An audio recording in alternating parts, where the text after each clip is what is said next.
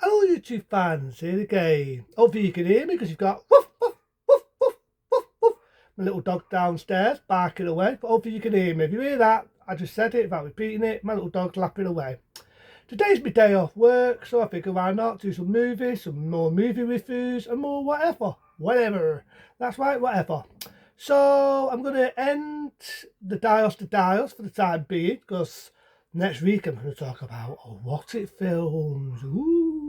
But before I talk about anything to do with What It and all that blah blah, I'm going to talk about one of my favourite of Dials' films, if I can pronounce his name right.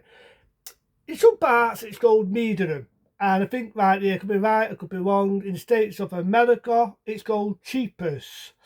Now, I'm not boasting the boast, but I've got the attended version of it, where you've just added a few more blood, a bit more gore, a bit more meat to the feds, it's more uncut, the death scenes are a lot more brutal, the murder scenes, it's roughly the same thing, it's more brutal, more everything. But I like it, I think it's got a good story to it.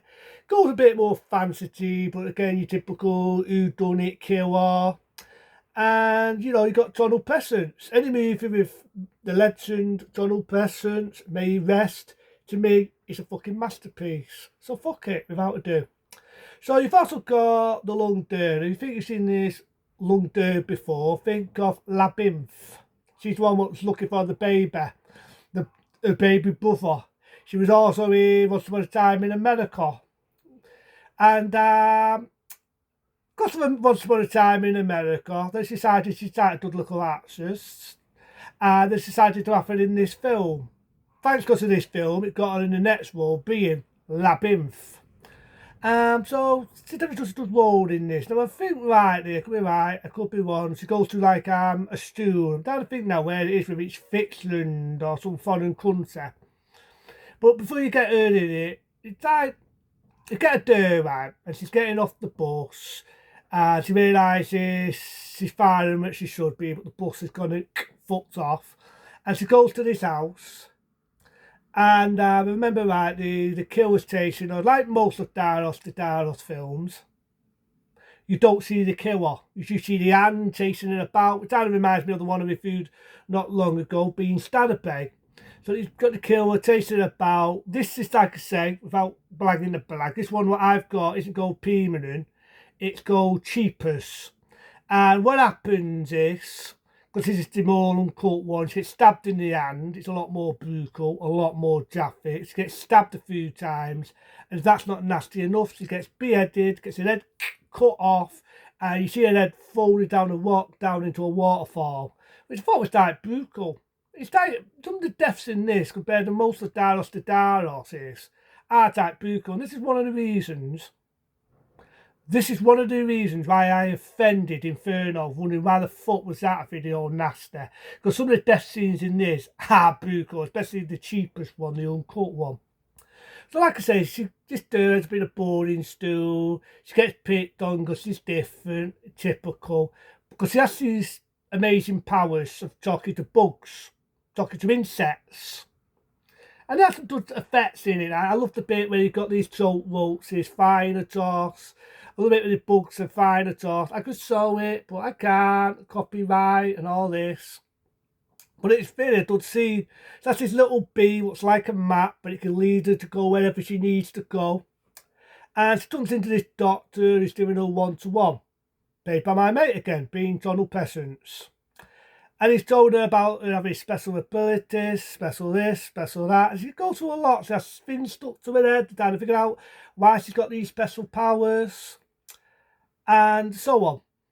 And she's got a few cheats in it. Some are a bit bitsy, some are not. And like I say, you got a lot of deaths on the way. You got a mate, and the mate's one of them. She never stops bleeding, smoking, and she wanders off to this house. And one thing I almost forgot about this.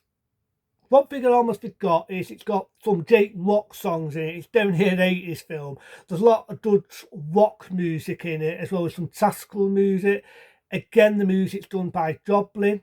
And I love the scene where this girl's getting chased down. If you watch the one called Cheapers, I know I keep repeating that line, the uncut one, there's a date scene where she's running, you think she's going to make it, this big spear comes out, stabs her on the back of her head, goes out of her mouth, really brutal, really nasty. You got one dude who gets stabbed to death, no fucking about. I love it. Yeah, so it's definitely is a brutal in some of the deaths and some of the violence in this film. And then you got another actor, and I think I've seen him before. He was well known for being in Man Myself 4. But not only did he do that, same year when he did this, he also played one of the villains in the Bond movie, 1985, being A View to a Kill. Played a role where he's working with Christopher Walken, he's one of the baddies. Remember that, he's a fence actor. He's in this, unlike Man Myself, where he's Man Myself's lover, unlike A View to a Kill, where he's working for Christopher Walken, he's one of the villains, one of the headmen. In this, he's a good guy, a cop who's investigating, well, not really a cop, I say he's more of a detective investigating these murders. And you got the idea that the girl, she's lost her dad, but there's also something else I like about this film. Donald Pleasance's character, he's got this monkey, you know, a little monkey. And he's teaching it practical tips, he's teaching it to be intelligent. And I like that little touch. The only bit I didn't fucking like about the film is, if you like Donald Pleasance, you like him in all the Halloween films. Well, like the fifth one's shit, but I didn't like what they did to his character. But if you like him in Halloween, maybe the early ones, if you like him in other horror films, you're definitely going to like this film because he gets killed in it. Again, you don't see the killer, but I do love the bit where you see a shadow of him. But it just pissed me off that they had to kill Donald Pleasance off. Why the fuck did they have to kill Donald Pleasance's character off? May he rest, which makes it more hard as he's no longer with us. So he gets stabbed, you got the idea he dies, the killer runs off, the monkey goes loop-de-loop, dives on him, acts is like fucking Bubbles. It's like, Michael Jackson's gone Bubbles, stop blowing away. But it does, that's just mad like what would happen if Bubbles, Michael Jackson's monkey, was still alive. I want Michael to play with me. So it goes loop-de-loop.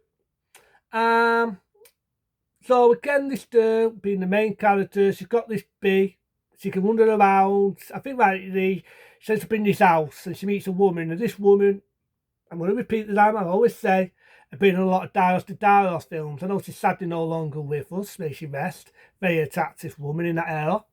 And, you know, you might remember in Deep Red, you probably remember in Inferno. She had a deep pair of lungs in fucking Star Trek, especially at the end, when she's screaming like something not right. She's screaming like she's won the fucking lottery. And she's in this. Now I'm going to spoil the film. So word of warning. 1, 2, 3, 4, 5. If you don't want it to be spoiled, find it in any media and then watch it before I repeat the rest, because I'm going to spoil it, like I always do. The woman is the killer. And she started to dope our main character up. Lucky enough, she's made herself sick. But that's not the only killer in the film. She's got a son. And the son is badly deformed. I'm not being honest, but he is. He's got this weird, ugly face. And she finds the boy in the cellar. Tries to attack her. The detective has also got abducted. He's getting tortured. She falls in this dirty water. It looks like a turd or something. It does look like dirty water with you put a turd in. And she's steaming, but she gets out and she almost escapes. She gets on a boat. The poor boy jumps out. She puts him on fire and he dies. And you think she gets out of Dodge. And now I'm going to spoil it a bit more. Her dad comes into it. And this time reminds me of the one I might do with Fence Together. But I'm doing to die off the rest at the moment. Being Opla. Because in Opera, you think one character is going to be the main hero, he's going to be the main character, and he gets killed halfway through the fucking film. It happens in this. The father comes out, and you think it's going to be an happy ending, but then before you know it, his fucking head gets cut off. Did make me laugh, even though it was a bit of poor taste. But then the main evil woman tries to attack her, she's stabbing her fucking neck. The monkey, Bubbles, I just got it Bubbles. Michael Jackson's monkey, Bubbles, comes out. I thought the death scene in this was a bit shit. Has a slit throat save or slices her about, and I think it slits her fucking throat. I could be wrong, but then suddenly she fucking dies. And I thought, why kill Donald Pleasance off? Why not do an Halloween or Halloween 2? If you're going to kill Donald Pleasance off Have we go the same style as Halloween 2? That's when Halloween 4 come out. They actually resurrected him. He had a few burns on his face. Even though in number 6, he didn't look that bad. But why not do that? Or fucking do Halloween 2 or do Halloween 1?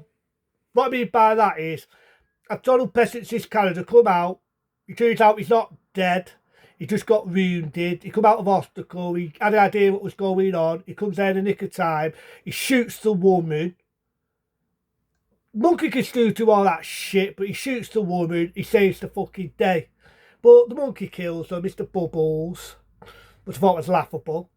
And they walk off in the sunset and they sing a song, I'm forever blowing bubbles. I thought I'm taking the piss there, but no, they walk off and it has a sloppy, happy ending. But yeah, I don't really mind Cheapers or Medium by David Didanos. Again, I like the style in it. I know I could be right, I think it would have been OCP to Mutations, or it could have been Rambo for Life, but reviewed it. And I didn't really like the style of it, where it's hard to explain. The bit express has those things on the edge. You've got a bit of music, and you see this room every 2 minutes, and it goes right. It's hard to explain. I can't show the movie. I only miss a cut. But I like the style of that. That's the only bit where, you know, it makes the world an interesting place to be different. I actually like that style. I thought it had a lot of style to it. Again, like Dios de Daros films. It does have a lot of style. He definitely knows how to direct. He definitely knows how to make a movie stylish. So for this one, cheapest or medium, whatever you want to call it, it's a dud. But into them, be smart, be safe, fuck it. I'd do it a 15-star rating. Again, I'll repeat the same line. Be smart, be safe. See you later.